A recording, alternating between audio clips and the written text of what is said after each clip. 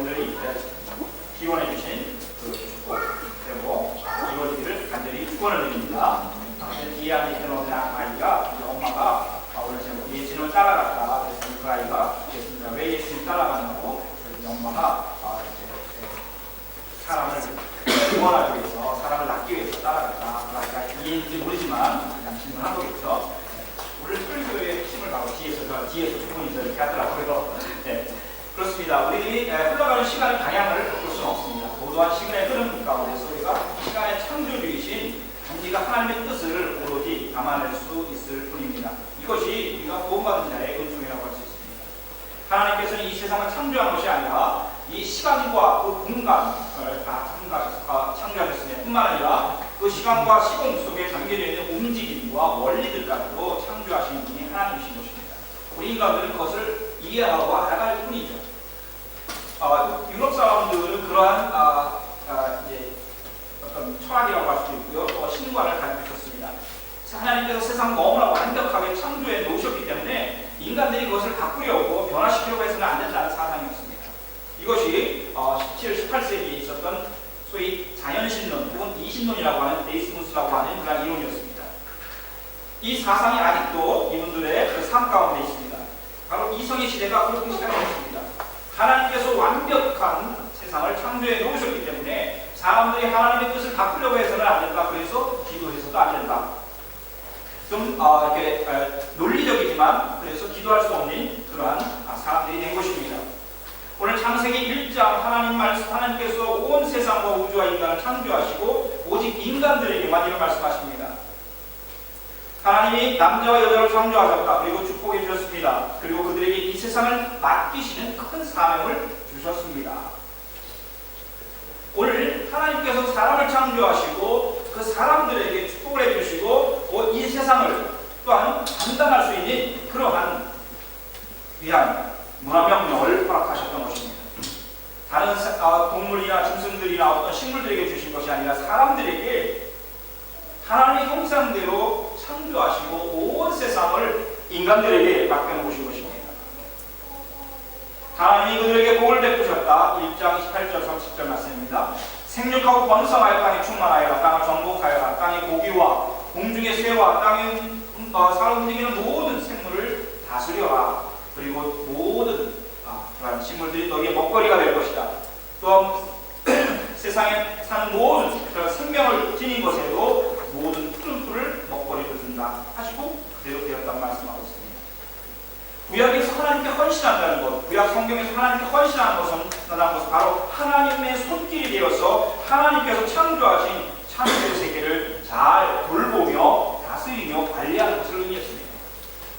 하나님의 손길이 되는 것, 그것이 바로 헌신이라는 것입니다. 모든 자연을 통하여 자연과 더불어 인간들이 생명을 유지할 수 있도록 그래서 하나님께서 그 원리 가운데 그렇게 하셨던 것입니다. 오늘 본문에서 우리 예수님 말씀을 듣기 위해서 많은 사람들이 이제 몰려오는 것을 보게 됩니다.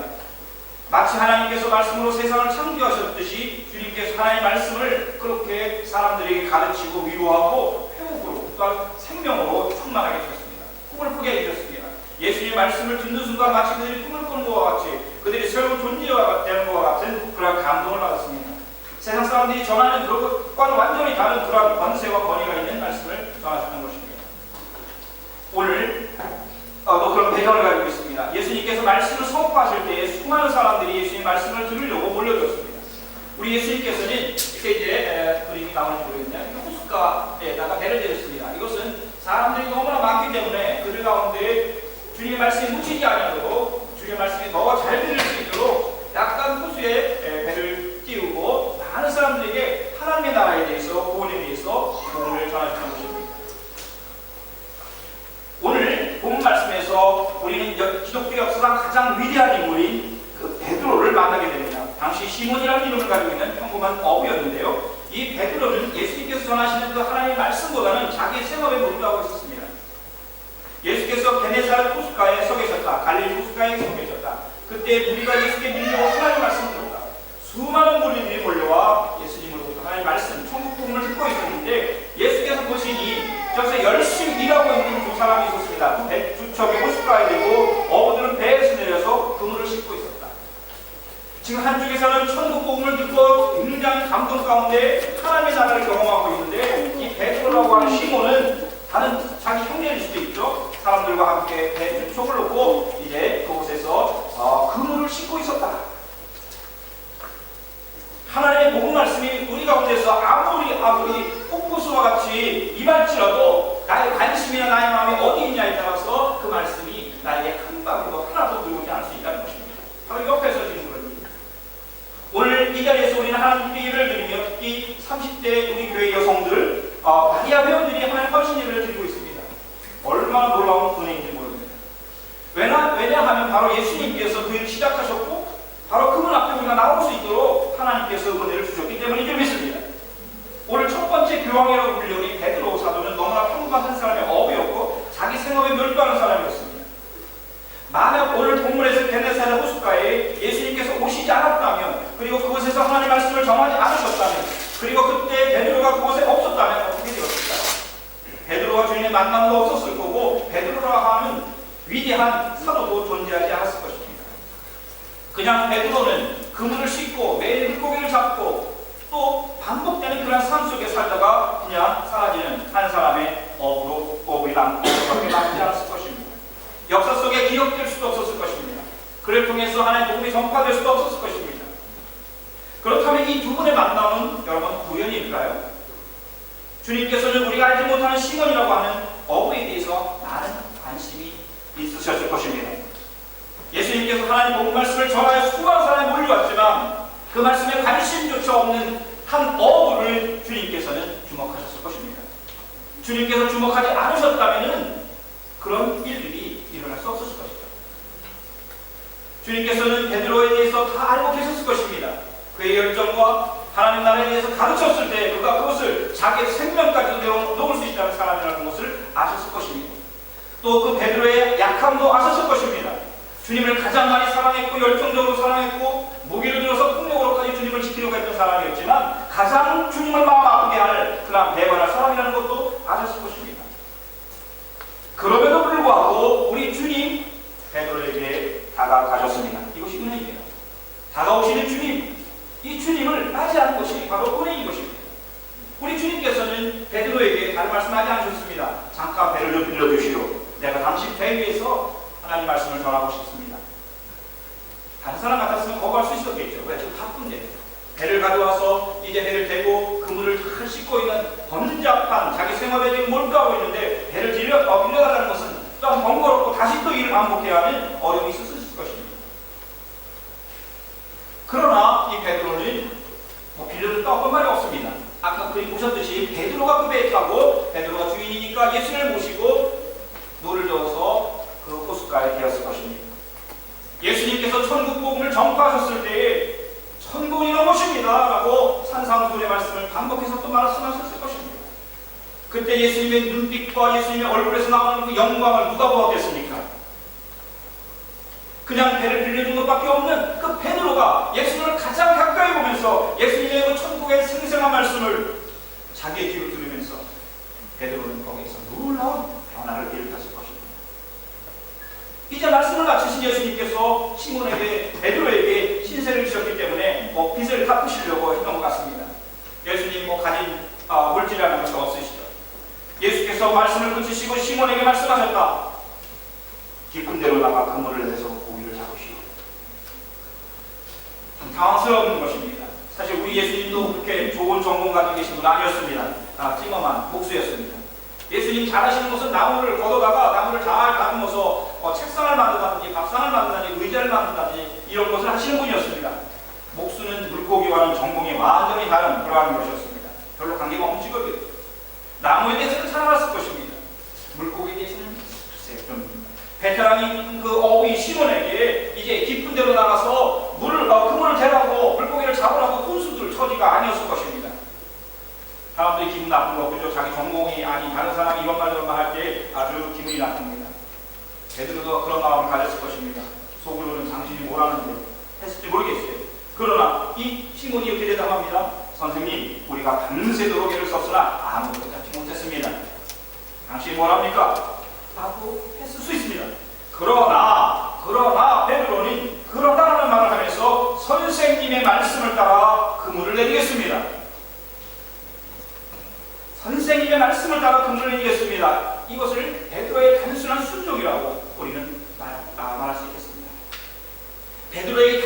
순종, 내 전공, 내가 알고 있는 모든 경험, 그것으로는 내가 아무것도 못했지만 선생님께서 나에게 그렇게 말씀하시니 내가 순종하겠습니다. 이 단순한 순종, 이것을 우리 주님께서 보셨을 것이고 아셨을 것이고 바로 베드로를 찾아온 결정적인 이유였을 것입니다. 지금도 가톨릭 교회에서는 철저한 순종, 순복을 가장 중요시합니다. 신부님들이 석품식을 할 때 얼굴과 몸 전체를 땅에다가 대는 것은 하나님께서 자기의 모든 것을, 하나님께 자기의 모든 것을 내어드린다고 하는 순복과 헌신을 나타내는 것입니다. 죽지는 않았지만 죽은 것과 같이 하나님께 모든 것을 내어드립니다. 저것이 이제 어느 큰 강당이 있죠. 그곳에서 이제 신부님들이 석품식을 하는, 이것도 사크라멘트에 속합니다. 이거는 성사에 속하는데, 저분들이 완전히 자기 자신을 바닥에다가 이제 엎드려서 나는 죽었습니다, 나는 하나님께 온전히 순종하겠습니다 하고 하는 절대 순복을 의미하는 모습으로 저렇게 하는 것입니다. 아주 석품식의 절정이라고 할 수 있습니다. 저때 많은 사람들이, 특히 가족들이 울고 이제 저 아들을, 사랑하는 아들을 하나님께 온전히 내어드린다고 하는 본인뿐만 아니라 가족들도 그러한 마음을 갖게 되는 것입니다. 여기에 진정한 헌신이 있는 거예요.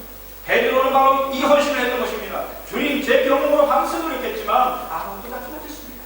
주님의 말씀을 의지하여, 그러나 주님의 말씀에 순종하여, 그러나 주님의 말씀을 따라 제가 다시 나아가고 보겠습니다. 제가 지금 바로 열심히 해서 돌아와 내가 지금 배를 대고 그물을 씻었지만 다시 주님의 말씀을 듣고 선생님의 말씀을 듣고 내가 나가겠습니다 하고 그물을 가지고 나갑니다. 이 베드로의 단순한 순종, 이 심플한, 이 알박한 이 순종이 그의 인생 전체를 바꿔놓는 사건이 되었습니다. 우리가 이해를 못합니다. 그런 다음에 어떻게 되었습니까? 그런 다음에 그대로 하니 주님이 말씀하신 그대로 하니 막 물고기 떼가 걸려들어서 그물이 찢어진 지경입니다. 공도들에게 손짓해서 오라고 해서 구워달라고 했고, 두 배에 가득 채우니 배가 가라앉을 지경이었습니다. 시몬 베드로가 이것을 보고 예수님의 물 앞에 엎드려 말하였습니다. 주님, 나에게서 떠나가십시오. 나는 죄인입니다. 오늘 우리 많이 회원들의 헌신의 시작은 바로 내 경험, 내 실력, 내 노력에서 있어서는 안 될 것입니다. 또 그렇게 하지 않았을 것입니다. 왜? 우리가 너무 잘 알기 때문에. 우리 자신을, 우리 장미 집사님 기도했던 그대로 우리 자신을 너무 잘 알기 때문에 바로 그것을 가지고, 나의 것을 가지고 헌신을 시작할 수 없습니다. 바로 주님의 부르심에 온전한 순종, 주님 나를 드립니다. 주님께서 말씀하시니 내가 순종하겠습니다 라는 마음, 그 신령을 가지고 헌신해야 할 것입니다. 이보다도 완전한 헌신은 없습니다. 베드로가 그물이 찢어질 때 물고기를 잡았습니다. 놀라운 일이었습니다. 여러분 어떻게 하겠습니까? 정말 예수님과 함께 사업 한번 해볼 만하지 않겠습니까? 대박 날 것입니다. 베드로에게, 그러나 베드로에게 이제 배가 가라앉을 지경이 되었을 정도로 많은 물고기를 잡았지만 그에게 중요한 것은 무엇이 되었습니까? 그에게 물고기가 그렇게 중요하게 되었습니까? 이제 이분과 함께 물고기 사업을 했으면 좋겠다라고 생각하면서 주님과 사업 얘기를 펼쳐보겠습니다. 오늘 말씀 보면 굉장히 놀라운 말씀입니다. 주님, 나에게서 떠나주십시오. 나는 죄인입니다. 정말 이상한 고백을 하게 되는 것입니다. 어부가 할 말이 아닙니다. 이 고백 밑에는 그동안 많이 들어온 종교적인, 형식적인 그런 죄인, 회당에서 너무나 많은 랍비들을 통해서, 제사장들을 통해서, 대제사장들을 통해서, 많은 들어왔던, 바리새인들을 통해서 들어왔던 그런 형식적인 그런 죄인이라고 하는 말이 아니라 전혀 경험해보지 못한 살아계신 창조자 하나님을 대면하는 것과 같은 그런 영적 두려움에서 나오는 자기 실존을 구하는 것입니다. 여러분들도 이런 경험을 하신 적이 있을 것입니다. 우리가 처음 주님을 만났을 때, 주님, 내가 죄인입니다 하는 고백하지 않습니다. 바로 그러한 고백을 이 베드로는 물고기를 잡으면서 주님이 하신 말씀에 순종하는 경험했던 것입니다. 이 순간 베드로는 물질적으로는 지금 물고기가 너무너무 많이 잡혀서 지금 이제 부자가 되었다고 생각하는 그런 마음에조차 여력이 없었던 것입니다. 하나님 앞에서 인간으로서의 자기의 약함과 무력함과 죄성을 느끼게 된 것입니다. 그래서 죽을 것만 같아서, 거룩하신 하나님 앞에 세워졌을 때 죽을 것만 같았던 구약의 이스라엘 백성들처럼 자기를 떠나달라고 간청하는 것입니다. 주님, 나에게서 떠나주십시오. 우리 예수님의 칭호가 달라집니다. 선생님, 말씀에 순종하는 이 말이 아닙니다. 선생님이 아닌 주님으로 이제 바뀌게 되는 것입니다. 나의 주인이시여, 나의 주님이시여, 나의 구원자시여, 나를 떠나소서. 나는 죄인입니다. 저는 지난번 영국 방문을 통해 이틀간 창문여행에 있지만 3명의 위대한 헌신자들을 만났습니다. 우리나라로 하면 지도로 하면 한 목포 정도 되는 곳에 영국의 브리스톨이라는 곳이 있는데 그곳에 그렇게 영적인 위대한 사람들이 많은 줄 몰랐습니다. 로버트 토마스 선교사님 그 교회를 가게 되었습니다. 아버님이 목사님이셨고 이분이 20대에 이제 신학교를 졸업하자마자 대학을 졸업하자마자 이제 선교를 하고 싶어서 마음의 열정을 가지고 이제 중국으로 선교사로 갔습니다. 그곳에서 그는 정말 열정을 가지고 하나님 섬기기를 원했습니다. 복음 전하기를 원했습니다. 그러나 그곳에서 사랑하는 아내가 얼마 있지 않아 죽었습니다. 혼자 되었습니다. 절망했습니다. 하나님 이게 뭡니까? 내가 하나님을 위해서 이 20대 초반에 제가 마치자마자 선교사로 갔는데 그 사랑하는 아내를 데려갑니다. 선교사할 수 없습니다. 내려놓고 그는 통역관으로 이제 일을 하고 있었습니다. 그때 조선이라는 말이 들어왔습니다. 조선. 그래서 이 사람은 제너럴 정원이라고 하는 그 배를 타고 우리 평양 근처에 있는 대동강변으로 들어가서 성경을 나눠줬습니다. 성경을 나눠주고 성공하는 것 같았습니다. 두 번째 다시 가게 되었습니다. 그러나 그는 대한민국의 폐쇄 정책에 의해서 바로 그 배가 불살라지게 되고 거기에 있던 모든 사람들이 순직을 당하는 처형을 당하는 그런 사람 가운데 한 사람이 되었습니다. 그 사람의 나이 토마스 선교사님 나이 27세였습니다. 1866년에 그분은 27세의 나이로 우리나라 조선의 복음을 전하기 위해서 성경을 나누시다가 순교하셨던 우리나라 최초의 순교자가 되었던 것입니다. 그분이 있던 교회에 가서 저희 사촌형들과 사촌 동생들과 찬양을 드렸습니다. 저희 이모님이 기도를 하였습니다. 지금 현재 그 교회는 성도가 2명밖에 안 나옵니다. 여러분 깨어있지 않으면 이것이 몇 년 전 얘기입니까? 100년 전 얘기입니다. 이렇게 하나님을 위해서 순교했던 그분의 교회는 텅텅 비어가고 있습니다. 그것을 보면서 얼마나 마음이 그곳에 우리 한국 선교사님이 그 교회를 지키겠다고 그 교회를 지키겠다고 지금 있는 것을 보면서 너무너무나 마음이 아팠습니다. 고아들의 아버지 5만 번의 기름대가 가까운 주디 뮬러 목사님 오직 기도만으로 구원을 기우기 위해서 절대 우리는 기부금을 모금하지 않는다. 지금도 그 신학을 가지고 있다고 합니다. 절대 우리는 사람에게 누구에게 모금하지 않는다. 먼저 모금하지 않는다. 오직 기도로 구아들을 우리 하나님께 다 하면서 2,000명이라는 3,000명이라는 고아들을 먹이셨던 그 뮬러 목사님의 고아원과 또한 그분이 사역했던 모습을 봤습니다. 얼마나 감동인지 모르겠습니다. 웨슬리 목사님이라는 분의 첫 번째 감리교회를 세우신 그 첫 번째 감리교회로 방문하였습니다. 웨슬리 목사님은 영국 성공의 형식주의에서 벗어나 완전한 성화를 추구하며 감리교를 창시한 분이었습니다. 그분의 열정, 하나님의 말씀을 하나를 쥐어잡고 사람이 아닌 하나님의 말씀으로 내가 헌신하리라서 옥스퍼드 대학의 홀리클럽을 만들고 거기서 7명 몇 명이 모여서 하나님의 말씀을 묵상하는 가운데 이래서는 안 되겠다, 이래서는 안 되겠다. 우리가 하나님의 말씀으로 잡고 정말 생명력 있는 그 말씀을 전하자, 완전한 하나님의 성화 속으로 들어가자 라는 그런 마음으로 그것은 교회가 첫 번째 감리교회의 그리스도로 있었습니다. 입구에 들어갔을 때 그분이 말을 타고 있는 동상을 보았습니다. 동상을 봤을 때 그 동상에 그분이 손에 들고 있는 것이 있었습니다. 성경이었습니다. 어떻게 말을 타고 다니면서 어떻게 성경을 읽을 수가 있겠습니까? 그분은 몇 번이나 성경을 읽으면서 말에서 떨어졌다고 합니다. 그만큼 하나님 말씀을 사랑하고 하나님 말씀을 전하기 위해서 수많은 곳을 다녔고 그분이 복음을 전파하던 그런 그 장소까지 갔었습니다. 사랑하는 성도 여러분, 바로 이런 헌신자들, 하나님 앞에 하나님 말씀에 순종하여 온전히 닥치를 내어드렸던 그 사람들에 의해서 오늘 우리가 이곳에서 이렇게 아름답게 편안하게 또한 기쁨으로 예배드리는 줄 믿습니다. 베드로처럼 한 시대에 주님의 부르심에 헌신한 사람들이었습니다. 그 사람들이 있었습니다.